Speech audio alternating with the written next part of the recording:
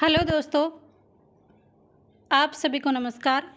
आज हम जालोर दुर्ग के बारे में पढ़ेंगे। कल हमने मेहरानगढ़ दुर्ग जोधपुर पढ़ा था। उससे पहले हम रणथंभौर, जैसलमेर, चित्तौड़गढ़ और बटनेर दुर्ग, ये दुर्ग हम पढ़ चुके हैं। आज की इस दुर्ग श्रृंखला के अंदर हमारा दुर्ग है जालोर दुर्ग। जालोर दुर्ग यानी जालोर एक ऐसी जगह स्थित है जो गुजरात और मारवाड़ के मध्य स्थित था। तो यह सामरिक स्थिति से इनकी स्थिति महत्व बहुत ज़्यादा थी, क्योंकि गुजरात और मारवाड़ ये दोनों लोग आपस में आक्रमण करने आते थे। भाई मारवाड़ के लोग गुजरात जाते थे, गुजरात के लोग मारवाड़ आते थे, तो बीच में जालोर दुर्ग पड़ता था, जालोर स्थान पड़ता था। तो यह सामरिक दृष्टि से भी महत्वपूर्ण था और यहाँ पर अत्यधिक आक्रमणों का सामना इस जालोर दुर्ग को करना पड़ा। और यहाँ पर सबसे पहले प्रतिहार शासकों का शासन रहा, उसके बाद परमार शासकों का शासन रहा, उसके बाद अलाउद्दीन खिलजी ने 1311-12 के लगभग यहाँ पर अधिकार कर लिया था। और उसके बाद कीर्तिपाल चौहान ने यहाँ पर चौहान शासक की स्थापना की थी। वो आगे चलकर सोनगरा चौहान कहलाए थे। यहाँ की ये ऐतिहासिक कहानी है। इसके बारे में चलो हम स्टार्ट करते हैं शुरू से कि इसकी स्थापना कब हुई, किसने की ही, ये सब जानकारी हम स्टार्ट करते हैं। जालोर दुर्ग कहाँ स्थित है? नाम से स्पष्ट हो रहा है कि जालोर में स्थित है। स्थापना किसने की थी? नागभट्ट फर्स्ट ने की थी। जालोर दुर्ग की स्थापना किसने की थी? नागभट्ट फर्स्ट ने। किसके अनुसार? दशरथ शर्मा के अनुसार। डॉक्टर गौरीशंकर हीराचंद ओझा के अनुसार जालोर दुर्ग का निर्माण परमार शासकों के द्वारा करवाया गया। यहाँ पर दशरथ शर्मा कहते हैं कि जालोर दुर्ग की स्थापना नागभट्ट ने की थी और हीराचंद ओझा मानते हैं कि जालोर दुर्ग का निर्माण दशरथ शर्मा के बाद जब परमार शासक आए तो उन्होंने इस दुर्ग की स्थापना की थी। लेकिन प्रमुख साक्ष्य जो मिले हैं उनके आधार पर ऐसा माना जाता है कि नागभट्ट फर्स्ट ने तो जालोर दुर्ग की नींव रख दी थी, उसने जालोर दुर्ग का निर्माण करवाया था, लेकिन इसका पुनर्निर्माण परमार शासकों ने करवाया होगा, ऐसा अनुमान लगाया जाता है। और काफ़ी शिलालेखों में यह जानकारी हमें प्राप्त हुई है। इसके उपनाम कौन कौन से हैं? कनकांचल, सोनगिरी, स्वर्णगिरी, सोनलगढ़ आदि। क्या नाम है इनके? कनकांचल, सोनगिरी, स्वर्णगिरी और सोनलगढ़। यह स्वर्णगिरी और कनकांचल की पहाड़ी है। ये जहाँ जालोर दुर्ग स्थित है वो पहाड़ी स्थित है, वो कनकांचल और स्वर्णगिरी क्या है? उस पहाड़ी का नाम है। इस कारण कनकांचल और स्वर्णगिरी इस जालोर दुर्ग के उपनाम जाने जाते हैं। सोनगिरी और सोनलगढ़ ये इसके उपनाम है। नदी सोकड़ी नदी के बाईं ओर, जालोर दुर्ग सोकड़ी नदी के बाईं ओर स्थित है। जालंधर की तपोस्थली होने के कारण जालोर दुर्ग को जालंधर दुर्ग भी कहा जाता है या कहलाया है। कि जालंधर की, यहाँ जालंधर नाम के ऋषि रहते थे, उनकी तपोस्थली रहने के कारण भी जालोर दुर्ग को जालंधर दुर्ग कहलाता है।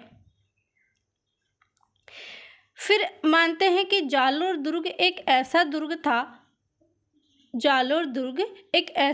था जिसका गेट कोई भी आक्रांता नहीं खोल पाया। तो यह कहा किसने था? जालोर दुर्ग के दरवाजे को कोई भी आक्रांता नहीं खोल पाया। यह किसने कहा था? हसन निजामी ने कहा था। कौन सी बुक थी हसन निजामी की? ताज उल नासिर। ताज उल नासिर में हसन निजामी ने कहा था कि जालोर दुर्ग के दरवाजे का कोई भी आक्रांता नहीं खोल पाया, उनका गेट कोई भी आक्रांता नहीं खोल पाया। उद्बोधन सूर्य ने कुव्यमाला की रचना भी इसी दुर्ग में की थी। उद्बोधन सूर्य का ग्रंथ कौन सा था? कुव्यमाला। और कुव्यमाला की रचना भी किस दुर्ग में की थी? उद्बोधन सूर्य ने कुव्यमाला की रचना किस दुर्ग में की थी? तो हमारा आंसर होगा जालोर दुर्ग में। उद्बोधन सूरि ने काव्यमाला की रचना जालोर दुर्ग में की थी। जालोर दुर्ग में स्थित मलिक शाह की दरगाह भी स्थित है। मलिक शाह की दरगाह कहाँ स्थित है? जालोर दुर्ग में। यह एक एक पॉइंट आप ध्यान रखें क्योंकि हर एक पॉइंट के अंदर क्वेश्चन बनने लायक है, नोट्स टाइप में है। आप इसका स्क्रीनशॉट ले सकते हो या जिस टाइम क्लास हो रही है तब लिख सकते हो, या यहाँ पर टेलीग्राम आपको शेयर कर दिया जाएगा, उस पर आप इसकी पीडीएफ देख सकते हो। राजस्थान का वह दुर्ग जिसमें परमालकालीन कीर्ति स्तंभ बना हुआ है, वह कौन सा है? जालोर दुर्ग। जालोर दुर्ग में परमालकालीन जो कीर्ति स्तंभ बना हुआ है, कौन से काल का? परमार काल का जो कीर्ति स्तंभ है वो कहाँ है? जालोर दुर्ग में।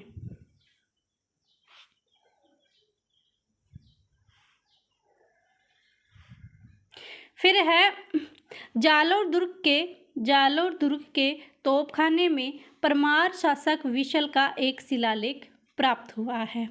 विशल देव का शिलालेख कहाँ प्राप्त हुआ है? तोपखाने में प्राप्त हुआ है। जालोर दुर्ग के अंदर जो तोपखाना है वहाँ पर परमार शासक जो विशल देव थे या विशल थे, उनका एक शिलालेख प्राप्त हुआ है। उससे हमें क्या जानकारी मिलती है? उससे हमें पूर्व परमार शासकों का नामों का उल्लेख मिलता है कि उस शिलालेख में जो परमार शासक के पूर्व के जो शासक थे उनका नामों का उल्लेख हमें उस शिलालेख में मिलता है। और इसके अलावा मेल्लर देवी द्वारा 1198 ईस्वी में सिंधु राजेश्वर मंदिर में स्वर्ण कलश चढ़ाए जाने का भी वर्णन है। यह जो विशल शिलालेख है वहाँ से, उस शिलालेख से हमें जानकारी मिलती है कि विशल के जो परमार शासक थे, विशल से पहले के जो परमार शासक थे, उनको नामा को उल्लेख किया गया है। इसके अलावा विशल की रानी मेल्लर देवी कौन थी? मेल्लर देवी, उसने 1118 ईस्वी में सिंधु राजेश्वर मंदिर में क्या किया था? स्वर्ण कलश चढ़ाया था। ये जानकारी हमें किस में मिलती है? विशल शिलालेख में मिलती है। उसमें दो जानकारी मिलती है, एक तो विशल से जो पहले के शासक थे उनके नामों का उल्लेख, और उसकी रानी ने जो स्वर्ण कलश सिंधु माहेश्वर मंदिर राजेश्वर मंदिर में जो चढ़ाया था उसका वर्णन भी वहाँ देखने को मिलता है।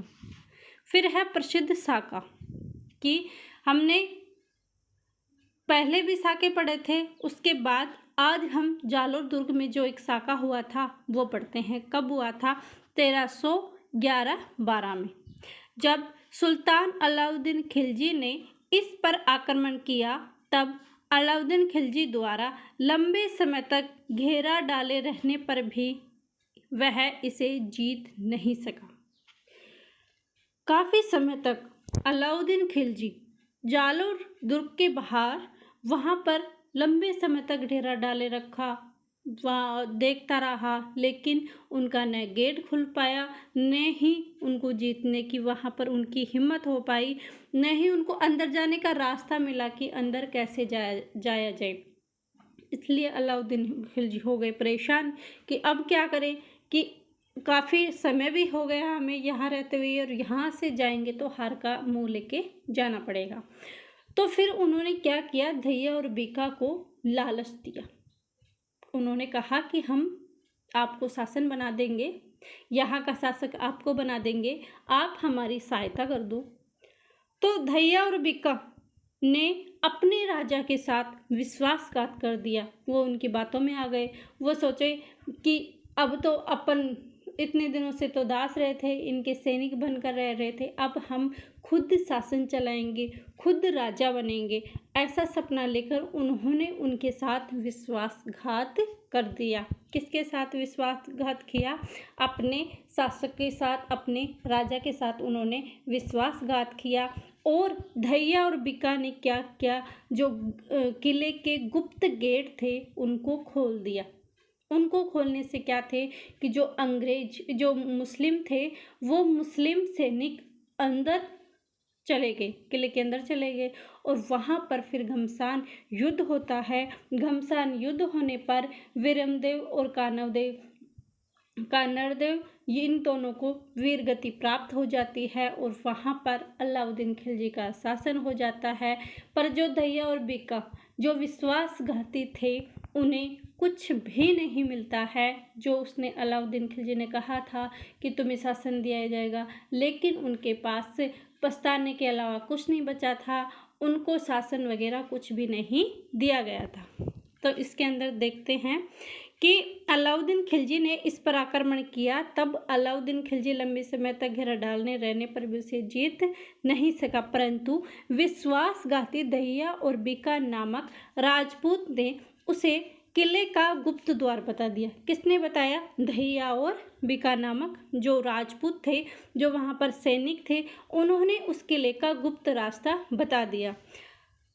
फलतः मुस्लिम फौजी इस दुर्ग में प्रवेश कर गए और जालोर के पराक्रमी शासक वीर का नरदेव सोनगरा जो चौहान थे और उसके पुत्र वीरमदेव अलाउद्दीन खिलजी के साथ जालोर दुर्ग में वीरगति को प्राप्त हो गए।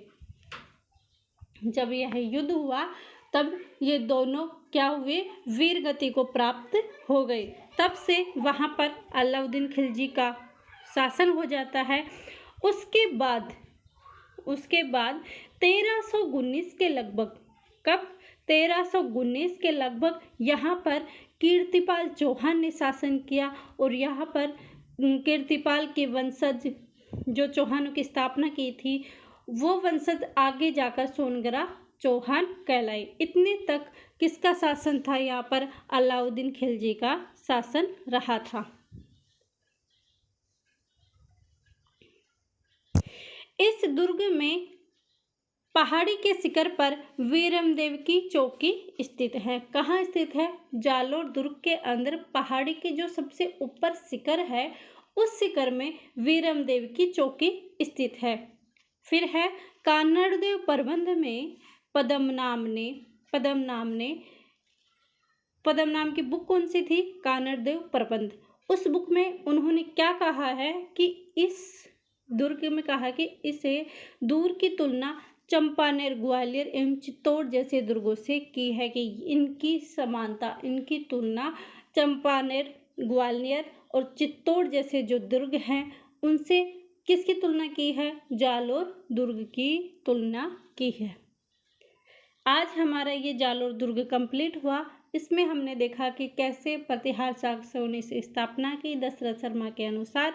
फिर ओझा हीराचंद ओझा कहते हैं कि इसकी स्थापना परमार शासकों ने की, लेकिन अधिक साक्ष्य मिलने पर हमें ये पता चलता है कि प्रतिहार नरेशों ने इसकी स्थापना की होगी और परमार शासकों ने इसका पुनर्निर्माण करवाया होगा। ये चीज़ें हमें पता चली है। उसके बाद यहाँ पर अलाउद्दीन खिलजी का शासन हो जाता है। अलाउद्दीन खिलजी के शासन के बाद कीर्तिपाल चौहान ने यहाँ पर चौहान शासकों की स्थापना की और आगे चलकर वो सोनगरा चौहान कहलाए। यहाँ पर क्या क्या स्थित है जो हमने जाना। आप सभी को यह वीडियो कैसा लगा, आप हमें कमेंट करके ज़रूर बताएं। चैनल को लाइक, शेयर और सब्सक्राइब जरूर कीजिए। आप सभी का धन्यवाद। Thank you.